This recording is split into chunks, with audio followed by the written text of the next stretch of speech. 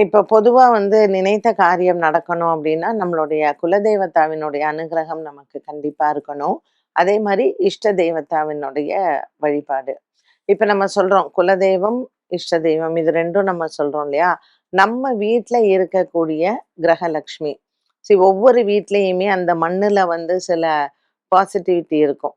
அந்த பாசிட்டிவிட்டிய நம்ம தெய்வம்னு சொல்றோம். ஒரு ஒரு நம்பிக்கை. இது ஒரு சக்தி அப்படின்னு சொல்றோம்.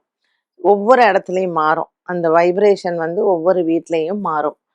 இதே ஒரு வீட்ல நல்ல வைப்ரேஷன் இருக்கும். இதே பக்கத்து வீட்ல அது இருக்காது. அந்த மண்ணுல இருக்காது. அந்த கிரகலக்ஷ்மி இந்த வீட்டுக்கு நல்லத குடுக்கும்.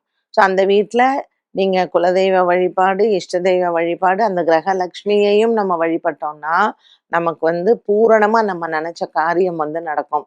இப்ப பல வீடுகள்ல சொல்லுவாங்க, "நம்ம இவ்ளோ பூஜை பண்றோம். நமக்கு ஒண்ணும் நடக்க மாட்டேங்குது. பட் அவன் எதுவுமே பண்ண மாட்டேங்கிறான். அவனுக்கு எல்லாமே நடக்குது." அப்படின்னு சில வீடுகள்ல நம்ம சொல்றது உண்டு. பக்கத்து வீடு, எதிர்த்த வீட்லலாம். அந்த வீட்ல அந்த கிரகலட்சுமிக்கான வைப்ரேஷன் சூப்பரா இருக்கும். அவங்க டெய்லி நித்தியம் ஒரு பூஜை பண்ணணும், இல்ல விளக்கேத்தணும், இல்ல டெய்லி சாமி கும்பிடணும்னே கிடையாது.